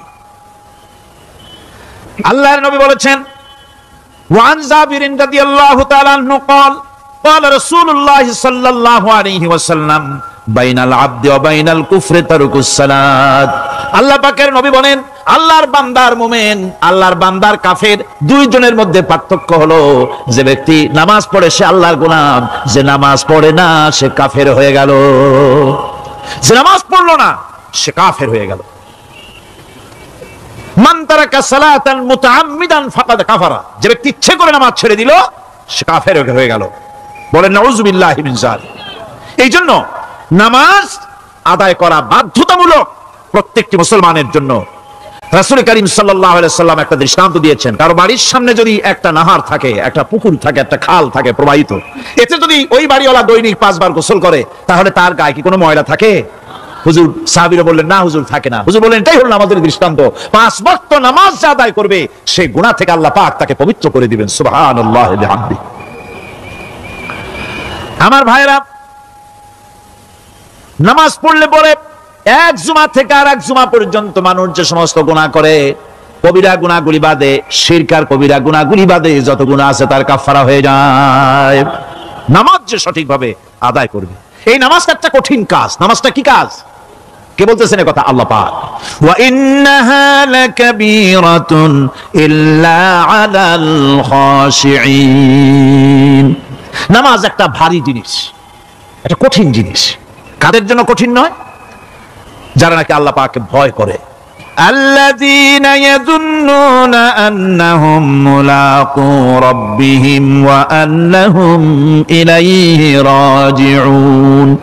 যারা নাকি একথা মনের ভিতরে ধারণা করে যে আল্লাহ রাব্বুল আলামিনের দরবারে আমার হাজির হওয়া লাগবে, মোলাকাত করা লাগবে, এই চিন্তা যারা করে তাদের জন্য নামাজ মোটেই কষ্টকর নয়, নামাজ মোটেই তাদের জন্য অসহনীয় নয়, বোঝা নয়, ভার নয়। তারা নামাজ আদায় ঠিকই করবে। এই জন্যে বিবি বাল বাচ্চা সকলকে নামাজের জন্য তাগিদ করতে হবে। যত ভাই এখানে এসেছেন নিজেরা পড়বেন, বিবি বাল বাচ্চাকে তাকিদ করবেন। আল্লাহ পাক বলছেন, ওয়ানজির আশীরাতাকাল আকরাবিন, তোমার নিকটবর্তী যারা আছে তাদেরকে তুমি আল্লাহর ভয় দেখাও। নামাজের জন্য তাদেরকে বলো আল্লাহর ভয় তাদের অন্তঃকরণের মধ্যে সৃষ্টি করে দাও। এই নামাজ পড়তে হবে জামাতের সাথে, নামাজ পড়তে হবে কিছুর সাথে? জামাতের সাথে। রাসূল করিম সাল্লাল্লাহু আলাইহি ওয়াসাল্লাম বলছেন, হুজুরের কাছে, আল্লাহর নবীর কাছে, হযরত আবু হুরায়রা রাদিয়াল্লাহু তাআলা আনহু হাদিসটি বর্ণনা করেছেন, হুজুরের কাছে একজন অন্ধ লোক এলো। সেই অন্ধ লোক এসে বললেন, হুজুর আমি তো চোখে দেখি না, জামাতের যে গুরুত্বের কথা আপনি বললেন, আমাকে কি রুখসত দেওয়া যায় নাকি? আমি অনেক সময় সাথী সঙ্গী পাই না, আমাকে কি রুখসত দেওয়া যায় নাকি? হুজুর বললেন, হ্যাঁ তোমাকে রুখসত দেওয়া গেল। অন্ধ যখন হেরে যাচ্ছিলেন, নবীজি তাকে আবার ডাকলেন, ডেকে জিজ্ঞেস করলেন, অন্ধ, নামাজের মসজিদের আজান কি তোমার কানে যায়? বলে, হ্যাঁ আমি আজান শুনি। হুজুর বললেন, আজানের জবাব দিবা, মসজিদে এসে জামাতে নামাজ পড়বা। একজন অন্ধকে রুখসত দেওয়া হয় নাই। মসজিদে আজান শোনার পর ঘরে বসে যদি নামাজ আদায় করেন, নামাজের হক আদায় হবে না। হুজুর সাল্লাল্লাহু আলাইহি ওয়াসাল্লাম বলেছেন, মসজিদে আজান হওয়ার পর যে ব্যক্তি ঘরে বসে নামাজ পড়ে, আমার ইচ্ছা হয় ঘরটা আগুন দিয়ে জ্বালাই দেই। কে বলতেছেন? রাহমাতুল লিল আলামিন বলতেছেন, রাহমাতুল লিল আলামিন বলতেছেন। ঘরের মধ্যে যদি মেয়ে লোক আর বাচ্চারা যদি না থাকতো, তাহলে আমার ইচ্ছা হয় আমি বলি, আগুন দিয়ে ঘরটারে জ্বালায় দাও। এই ঘরের মহব্বতেই তো সে বাইর হয় না। নামাজের এত বড় গুরুত্ব দেওয়া হয়েছে। আমার বন্ধুগণ, এই নামাজের জামাতি, আল্লাহর নবী জীবনের শেষ নামাজ জামাতে আদায় করেছেন। জীবনের শেষ নামাজটাও জামাতে আদায় করলেন। তখন তার এমন অবস্থা, এত অসুস্থ, দাঁড়াতে পারেন না, হাঁটতে পারেন না। দুইজন সাহাবীর কাঁধের উপরে ভর করে তারপরে বহু কষ্ট করে মসজিদে গিয়ে নামাজ আদায় করেছেন। খুতবা দিয়েছেন, বললেন, খুতবা দিতে গিয়ে বললেন, আজ থেকে মসজিদে নববীর চতুর্দিকের সকলের দরজা বন্ধ হয়ে যাবে, শুধু আবু বকরের দরজাটা খোলা থাকবে। আল্লাহর নবী বললেন, আল্লাহ রাব্বুল আলামিন এই পৃথিবীতে তার এক বান্দাকে জাগতিক সব সম্পদ দিতে চেয়েছিলেন, কিন্তু সে বান্দা সব জাগতিক সম্পদকে উপেক্ষা করে মাবুদের সঙ্গে দেখা করা বেশি জরুরি, বেশি পছন্দ মনে করেছেন। এতটুকুন কথা নবীজি বললেন, কেউ কিছু বুঝলো না। হযরতে আবু বকর রাদিয়াল্লাহু তাআলা আনহু হুজুরের এই কথা শুনে কাঁদতে কাঁদতে তিনি অস্থির হয়ে যাচ্ছেন। সাহাবীরা চিন্তা করলেন, হুজুর কান্না কার কথা বলেছেন, তাতে কান্নার কি আছে? বয়োবৃদ্ধ, জ্ঞান বৃদ্ধ হযরতে আবু বকর রাদিয়াল্লাহু তাআলা আনহু বুঝতে পেরেছেন, এই পৃথিবীর সব সম্পদ তো আল্লাহ হুজুরকেই দিতে চেয়েছিলেন। তিনি সমস্ত সম্পদকে উপেক্ষা করে তার মাবুদের সঙ্গে দেখা করার জন্য প্রস্তুতি নিয়েছেন। তার মানে হলো আল্লাহর নবী বিদায় হয়ে যাবেন, আমরা নবী থেকে এতিম হয়ে যাব। নবীজি ঘরের মধ্যে প্রবেশ করলেন, প্রচন্ড জ্বর এলো। এই প্রচন্ড জ্বর নিয়ে তিনি শুয়ে আছেন, কখনো বেহুশ কখনো হুশ। এর মধ্যে সারা আজান হয়ে গেল। সাহাবীরা বহুক্ষণ অপেক্ষা করে হযরত আবু বকরের ইমামতিতে নামাজ শুরু করলেন। হুজুরের হুশ এলো, প্রশ্ন করলেন, আয়েশা রে, এখন কোন সময়? হযরত আয়েশা বলেন, ইয়া রাসূলুল্লাহি, মসজিদে নববীতে নামাজ শুরু হয়ে গেছে। সাহাবীরা অনেকক্ষণ অপেক্ষা করে আমার বাবার ইমামতিতে নামাজ পড়তেছে সবাই, কিন্তু সাহাবীরা কেঁদে কেঁদে নামাজের মধ্যেই কাঁদতে কাঁদতে অস্থির হয়ে যাচ্ছে। তাদের মনের ধারণা হয়েছে নবীজির পেছনে নামাজ পড়ার কিসমত থেকে তারা মাহরুম হয়ে গেল। নবীজি বলেন, আয়েশা দরজা খুলে দাও আর আমার মাথাটা একটু উঁচু করে ধরো, আমি একটু নামাজের দৃশ্যটা দেখি। দরজা খুলে দেওয়া হলো, নবীজির মাথা উঁচু করে ধরা হলো। নামাজের জামাতের দৃশ্য দেখে নবীজি আবার শুয়ে পড়লেন। হযরত মা আয়েশা লক্ষ্য করে দেখেন নবীজির দুই চোখের কোণা দিয়া পানি পড়তেছে। মা আয়েশা জিজ্ঞেস করেন, ইয়া রাসূলুল্লাহ, নামাজের দৃশ্য দেখে চোখে কেন পানি এলো? হুজুর বলেন, আয়েশা রে, এটা কোনো দুঃখের পানি নয়, এটা তৃপ্তির পানি। এই যে জামাত নামাজ পড়তেছে লোকেরা, এই জামাত কায়েমের জন্য তায়েফের ময়দানে অনেক রক্ত আমার ঝরেছে। উহুদের ময়দানে দান্দান মুবারক শহীদ হয়েছে, সাহাবায়ে কেরাম জীবন দিয়েছে। এই যে জামাত আমি দেখতে পেলাম, ভবিষ্যতের একটা ছবি যেন চোখে ধরা পড়লো। আমার মনে হলো কিয়ামত পর্যন্ত এই পৃথিবীতে আমার যত উম্মত আসবে তারা এইভাবে করে জামাতে নামাজ আদায় করবে। নবীজি মাথার কাছে মালাকুল মউত যখন এসে গেছেন, আমার ভাইরা, এই পৃথিবীতে যত নবীরা এসেছিলেন, মৃত্যুর সময় সমস্ত নবীরা শেষ কথা যেটা বলেছেন হাদিস, সমস্ত নবীরা উম্মতের জন্য মৃত্যুর মুহূর্তে শেষ কথা যেটা বলেছেন সেটা হলো আসসালাত, আসসালাত, নামাজ, নামাজ। আমার নবী যখন বিদায় হয়ে যান, বিদায় মুহূর্তে মেয়ের কথা বললেন না, কলিজার টুকরা নাতির কথা বললেন না, জামাইয়ের কথা বললেন না, স্ত্রীর কথা বললেন না, মৃত্যুর সময় শেষ কথা বললেন, আসসালাত আসসালাত ওয়া মা মালাকাত আইমানুকুম, নামাজ নামাজ, আমার উম্মতেরা নামাজ, আমার উম্মতেরা নামাজ ছেড়ে দিও না, নামাজ। যেই নবী উম্মতের জন্য এত কাঁদলেন, নামাজের জন্য এত কথা বলে গেলেন, আল্লাহ রাব্বুল আলামিন নামাজের জন্য এত নির্দেশ করলেন, নবী ইন্তেকালের সময় নামাজের কথা বলে দিলেন, সেই মুসলমান আজ নামাজ আদায় করে না, নামাজ পড়ে তো নামাজ শুদ্ধ হয় না। হযরতে হুযায়ফা রাদিয়াল্লাহু তাআলা আনহু তিনি একবার ইয়েমেন সফর করেছিলেন, এক মসজিদে নামাজ পড়লেন, একজনকে তিনি নামাজ পড়তে দেখলেন, নামাজ পড়তে দেখে তিনি অপেক্ষা করলেন, লোকটার নামাজ হয়ে যাওয়ার পর তিনি প্রশ্ন করলেন, আল্লাহর বান্দা তুমি কতদিন এরকমের নামাজ পড়তেছো? তিনি বললেন, প্রায় 40 বছর তো হবে আমি এরকম নামাজ পড়তেছি। হযরতে হুযায়ফা বলেন, তুমি কি আমারে চেনো? কয়, না চিনি না। হযরত হুযায়ফা বললেন, আল্লাহর বান্দা শোনো, আমি হচ্ছি আল্লাহর নবী মুহাম্মদ রাসূলুল্লাহ সাল্লাল্লাহু আলাইহি ওয়াসাল্লামের সাহাবী হুযায়ফা। ও আল্লাহর বান্দা, তুমি যেভাবে নামাজ পড়েছো এইরকম যদি 40 বছর নামাজ পড়ে থাকো, আল্লাহর কসম করে বলি নবীজি যে নামাজ শিখাইছেন তোমার সে নামাজ হয় নাই, রাসূলুল্লাহ নামাজ হয় নাই। নামাজ পড়লেই হবে না, রাসূলুল্লাহ বলেছেন সাল্লু কামা রাআইতুমুনি উসাল্লি, নামাজ পড়ো সেইভাবে যেভাবে আমারে পড়তে রাখো। বিশ্বাস করুন ভাইরা, নামাজ যদি না হয়, হরতাল করিয়া, মিছিল করিয়া, বিক্ষোভ করিয়া, যে কোনো আন্দোলন করে ইসলামকে বিজয়ী করা যাবে না যতক্ষণ পর্যন্ত নামাজ সহি না হবে। নামাজ হচ্ছে ফাউন্ডেশন, নামাজ নাই কিচ্ছু নাই। ঠুকঠাক করে দুইটা সেজদা দিয়ে উঠে যাবেন, আপনার ইসলামী আন্দোলনের 4 পয়সার দাম নাই। নামাজ আগে, জিহাদের ময়দানেও নামাজ, যেখানে আছেন ওখানেই নামাজ পড়তে হবে, আর তা পড়তে হবে আদবের সাথে, মহব্বতের সাথে। আপনারা বিরক্ত হচ্ছেন না তো?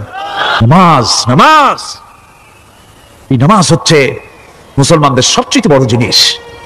নামাজ হয় না, নামাজ যত পড়া হয় অধিকাংশ নামাজ হয় না। নামাজের ভিতরে তাদিল আর কাম, তাদিল করা ওয়াজিব। যতক্ষণ দাঁড়িয়ে থাকবেন, রুকুতে থাকবেন, যতক্ষণ দাঁড়ায় থাকবেন ততক্ষণ অন্তত এক তাসবিহ পরিমাণ তো বটেই। যদি তা না হয়, রুকু থেকে দাঁড়ালেন, সেজদায় চলে গেলেন, ওয়াজিব তরক হলো, সেজদা দিলেন না, নামাজ ফাসিদ হয়ে গেল, নষ্ট হয়ে গেল নামাজ। এটা পাগলামি না, নামাজ সহিভাবে আদায় করতে হবে। নামাজ থেকে দাঁড়াবেন, রুকু থেকে দাঁড়ায় গেলেন, বলবেন রব্বানা লাকাল হামদ, রব্বানা লাকাল হামদ হামদান কাসীরান তাইয়িবান মুবারাকান ফিহি। একজন সাহাবী এই দোয়াটা পড়ছিলেন।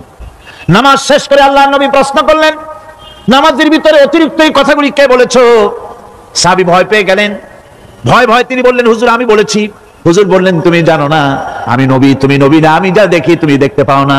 তুমি যখন এই দোয়াটা পড়তেছিলে আমি লক্ষ্য করেছিলাম আল্লাহর রহমতের ফেরেশতারা প্রতিযোগিতা করতেছিল তোমার আমল নামায় কে কত বেশি নেকি লিখবে। রুকুতে দাঁড়ায়া এটা পড়বেন, সেজদায় চলে যাবেন, 2 সেজদার মাঝখানে ততক্ষণ বসে থাকবেন যতক্ষণ একটা সেজদার ভিতরে ছিলেন। পড়বেন আল্লাহুম্মা গফিরলি ওয়ারহামনি ওয়াহদিনি ওয়াআফিনি ওয়ারযুকনি।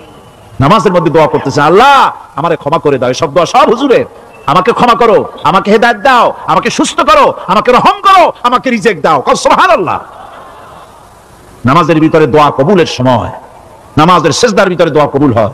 এইভাবে করে রাসূল করিম সাল্লাল্লাহু আলাইহি ওয়াসাল্লামের নামাজটা কেমন হাক্কানি উলামাদের কাছ থেকে জেনে নেবেন। যেহেতু হুজুর বলেছেন সাল্লু কামা রাআইতুমুনি উসাল্লি, নামাজ পড়ো সেইভাবে যেভাবে আমাকে পড়তে রাখো। নামাজের ভিতরে একাগ্রতা লাগবে, ভালোবাসা লাগবে, ভয় লাগবে, মুহাব্বত লাগবে। পরিপূর্ণ সময় নিয়ে শান্তিপূর্ণভাবে নামাজ পড়তে হবে। আর যত তাড়াহুড়া সব হচ্ছে নামাজের মধ্যে, ঠিক কিনা ভাইরা?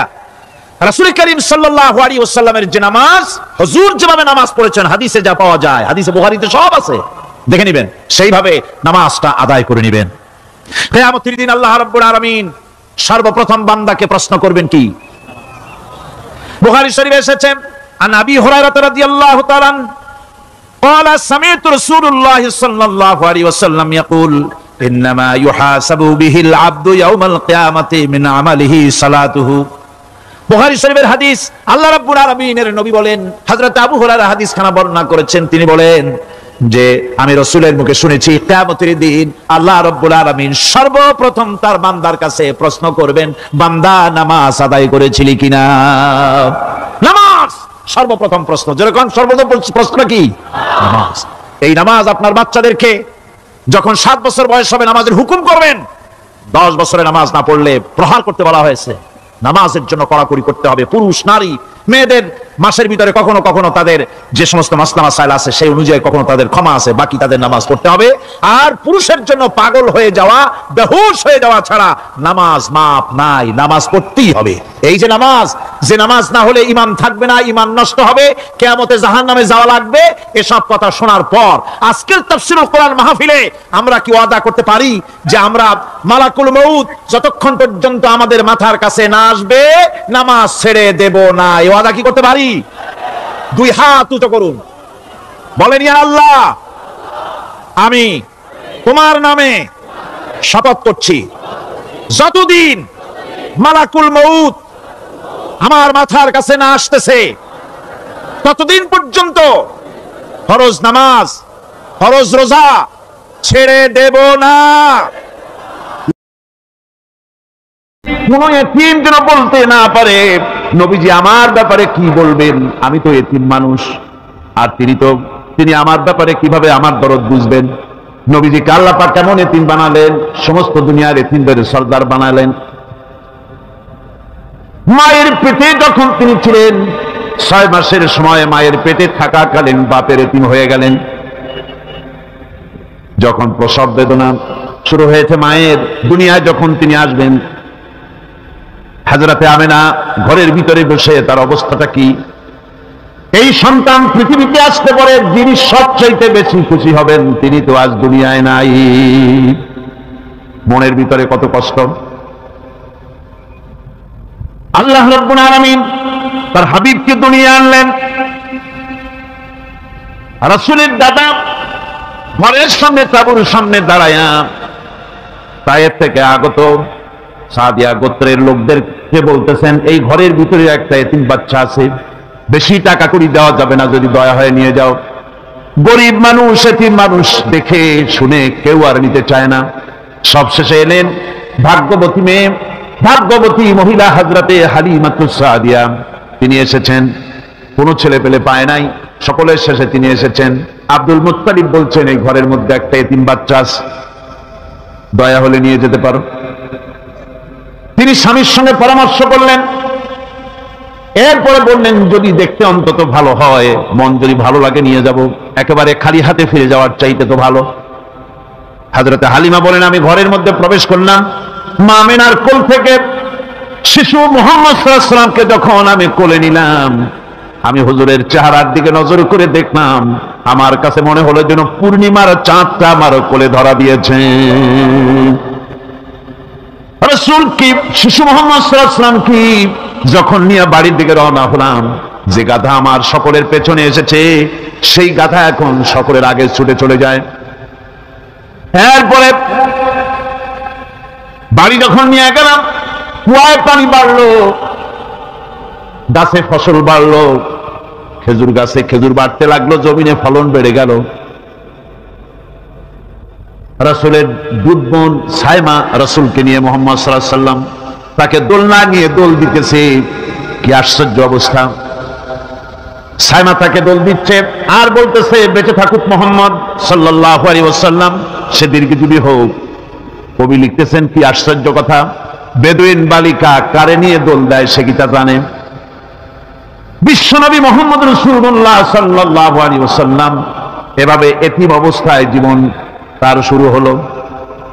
যখন তিনি ফিরে এলেন 6 বছর বয়সের সময়, যখন মায়ের কাছে তিনি ফিরে এসেছেন, প্রতিদিন তিনি খেলা দেখতে যান ময়দানে। ইতিহাসের মধ্যে লেখা হয়েছে, মা প্রতিদিন সন্ধ্যার সময় তাকে ফিরে পান। আজকে সন্ধ্যা হয়ে গেছে, শিশু মুহাম্মদ সাল্লাল্লাহু আলাইহি ওয়াসাল্লাম বাড়ি ফেরেন না। কারণ কি, কেন বাড়ি ফেরে না? সন্ধ্যার দিকে তিনি চলে গিয়েছেন পাহাড়িয়া ময়দানে, যে দেখেন ধুধু করতেছে, চতুর্দিকে সন্ধ্যা হয়ে গেছে, অন্ধকার হয়ে গেছে, কোনো ছেলে পেলে নাই, কেউ নাই। পাহাড়ের পাদদেশে বসে শিশু মুহাম্মদ সাল্লাল্লাহু আলাইহি ওয়াসাল্লাম কাঁদতেছেন। মা প্রশ্ন করলেন, বাবারে সন্ধ্যা উত্তীর্ণ হয়ে গেল, কেন একা একা বসে বসে কাঁদো? তিনি বলছেন, মাজি আজ কদিন খেলা দেখতে আসলাম ময়দানে, প্রতিদিন দেখি যখন সন্ধ্যা হয়ে যায় মুরব্বী শ্রেণীর কিছু লোক আসে, ছেলেকে নাম ধরে ডাক দেয়, ছেলেরা দৌড়ে তার বাবার কাছে চলে যায়, আর বাবা ছেলেকে কোলে নিয়ে মুখে চুমা দিয়া বাড়ির দিকে নিয়ে যায়। আমি আজ কদিন পর্যন্ত এই ময়দানে এলাম, কোনদিন সন্ধ্যাবেলায় তো কেউ এসে আমাকে মোহাম্মদ বলে একটা ডাক দিল না। আমার আব্বা কি নাই? আল্লাহ রাব্বুল আলামিন বলেন, আলাম ইয়াজিদুকা ইয়াতীমান ফাআওয়া, এরকম এতিম অবস্থায় পেয়ে আমি কি আপনাকে আশ্রয় দেই নাই? আপনাকে আমি পেয়েছি এতিম অবস্থায়, এরপরে আমি আপনারে আশ্রয় দিলাম।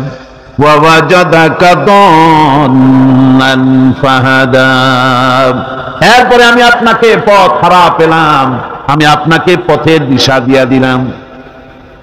ওয়াজাদাকা আইলান ফাআগনা, এরপরে আমি আপনাকে দরিদ্র অবস্থায় পেয়েছি, তারপরে আমি আপনার দারিদ্র মুক্ত করেছি আপনাকে।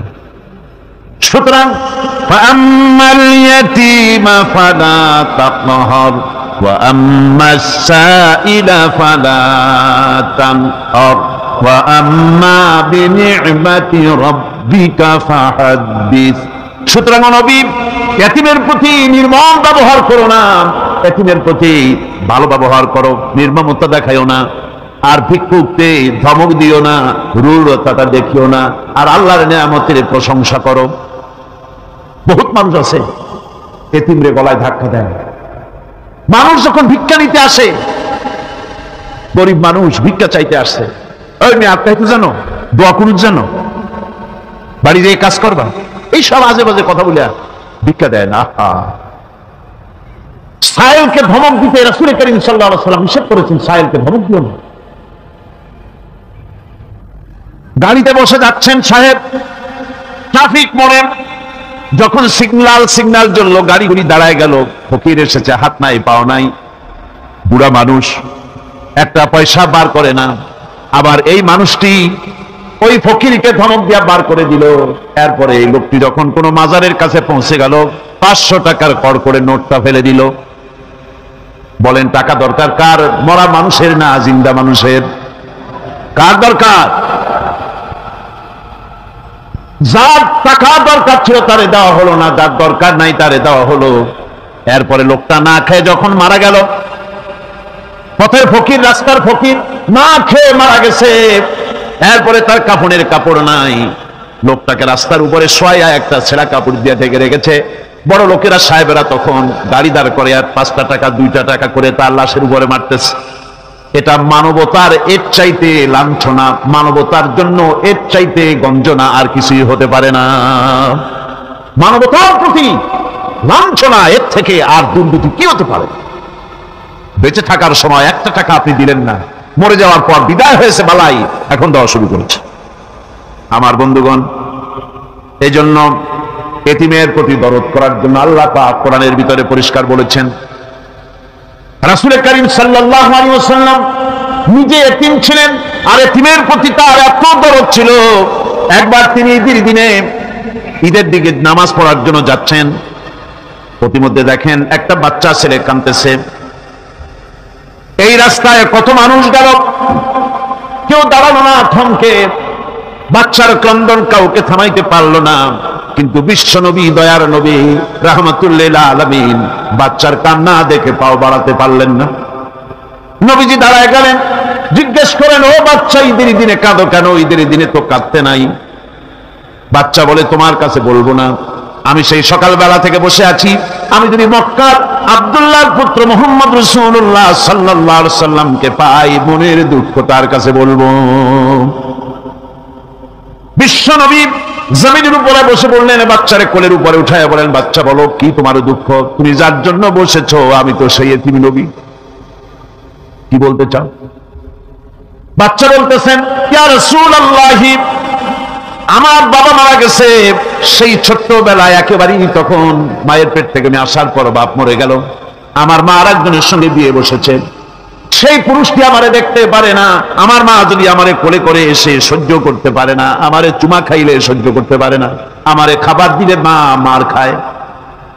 আজ ঈদের দিনে রাতে আমার মা আমাকে বললো, বাবারে তোমার কপাল খারাপ, তোমার বাবা মারা গেছে, তোমাকে সাহায্য করার কেউ নাই, আমি তোমার যত্ন করতে পারলাম না, কোলে নিয়ে সুমাও দিতে পারি না, আমার এমনই কপাল খারাপ। সুতরাং এতিমের দরদ এতিম ছাড়া কেউ বুঝবে না। তুমি আজ চলে যাও, ওই রাস্তায়, ঈদের রাস্তায় দাঁড়ায় থাকো, মাঠের রাস্তার পাশে, বিশ্বনবীর কাছে তোমার দুঃখ বলো, এতিমের দুঃখ তিনি বুঝবেন। আমি মায়ের কথা মতো এই জায়গায় এতক্ষণ বসে আছি, হুজুর আপনি দয়া করে, আমার কথা তো আপনার কাছে বললাম, আমার মনের এই দুঃখ। নবীজি বাচ্চার কথা শুনতেছিলেন, চোখ দিয়া পানি পড়তেছিল, বাচ্চাকে বুকের সঙ্গে জড়িয়ে ধরে নবীজি বলেন, ও এতিম, মুহাম্মদ সাল্লাল্লাহু আলাইহি ওয়াসাল্লাম যদি তোমার পিতা হন আর হযরতে আয়েশা যদি তোমার মা হয়ে যায়, বলো তোমার মনের দুঃখ মেটে নাকি? ছেলের দুঃখে কেঁদে উঠলো আর বলল, ইয়া রাসূলুল্লাহ, আপনি যদি আমার পিতা হন আর আয়েশা যদি আমার মা হয়ে যায়, এর থেকে বড় সৌভাগ্যের আমার তো আর কিছুই নাই। নবীজি এতিমকে বাড়ি নিয়ে গিয়ে হযরতে আয়েশার হাতে তুলে দিয়ে বললেন, আয়েশা রে, পবিত্র ঈদের দিনে আল্লাহ রাব্বুল আলামিন তোমার জন্য একটা উপহার পাঠিয়েছেন, এটা যত্ন করো।